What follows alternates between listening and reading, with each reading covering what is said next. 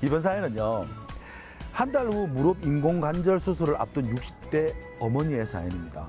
근데 이분이 이틀 전에 여행지에서 조금 무리했나 봐요.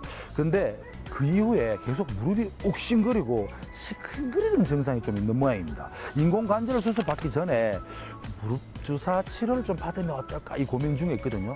맞아도 되겠죠? 네, 안 됩니다. 안 된다고요? 예. 많은 연구에서 인공관절 수술 전 연골 주사를 맞았을 때 인공관절 후 감염률이 더 올라간다는 보고가 많습니다. 따라서 인공관절 수술 전 3개월 이내에는 무릎 주사를 맞으면 안 되겠습니다.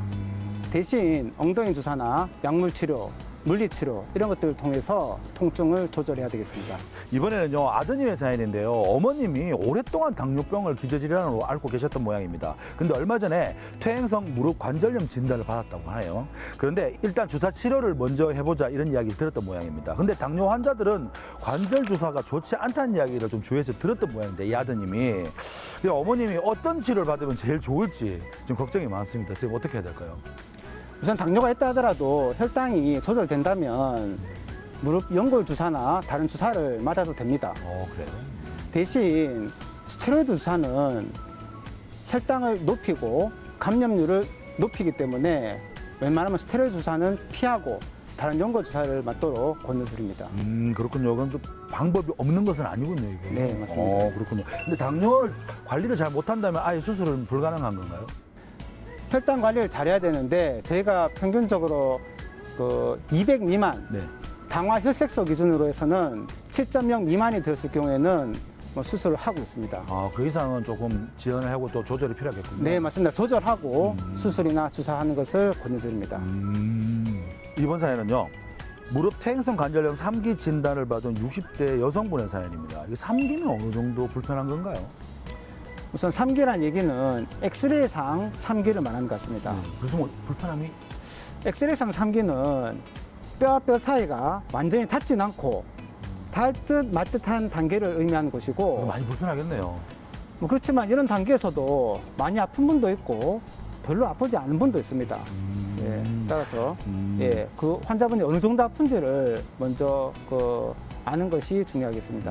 근데 이분이요, 병원에서 인공관절 수술을 좀 건조 받았는 모양이에요. 인공관절 수술을 받으면 무릎을 많이 굽혔다 펴지 못하는 뻐정다리가 된다 이런 이야기를 들었던 모양입니다. 그래서 이분이 수술을 좀 망설이고 있습니다. 선생님, 수술해야 될까요? 말아야 될까요? 우선은 엑스레이상 관절염 3기이고 나이가 60세라면 현재 인공관절 수술할 정도가 아니지 않을까 생각이 듭니다. 따라서 혹시 다른 정형외과 가서 정말 인공관절 외에는 다른 방법이 없는지 좀 알아보시는 게 좋을 것 같고요. 사실 우리나라에서 인공관절을 하고 무릎 각도가 어느 정도 보통 한 120도 정도는 평균적으로 나옵니다. 완전 빠정다리가 되는 경우는 극히 드물고요. 드물구나. 따라서 본인이 빠정다리가 될까 두려워서 인공관절을 고민할 필요는 없을 것 같습니다. 너무 뻐정다리가 있는 분들을 인공관절을 했을 때는 오히려 관절 운동을 회복하는데 도움을 주기도 하거든요. 따라서 뻐정다리가 무서워서 인공관절을 고민하지 마시고 본인이 얼마나 아프고 또 그리고 인공관절 외에 다른 혹시 치료할 방법이 있는지를 고민하는 것을 먼저 해보고 그다음 인공관절을 고민하는 게 좋겠습니다. 선생님, 만약 너무 고령이신 분들은 인공관절을 선생님 개인적 의견으로는 좀 반대하시는 편입니까? 아니요, 고령이라 하더라도 90세 요새는 나이가 중요한 게 아니고 네. 본인의 의지와 본인의 건강이 중요합니다. 본인이 건강하시고 아픈데도 불구하고 일상생활을 많이 영위하고 스포츠 활동을 하고 싶으시면 인공관절을 할 수 있습니다.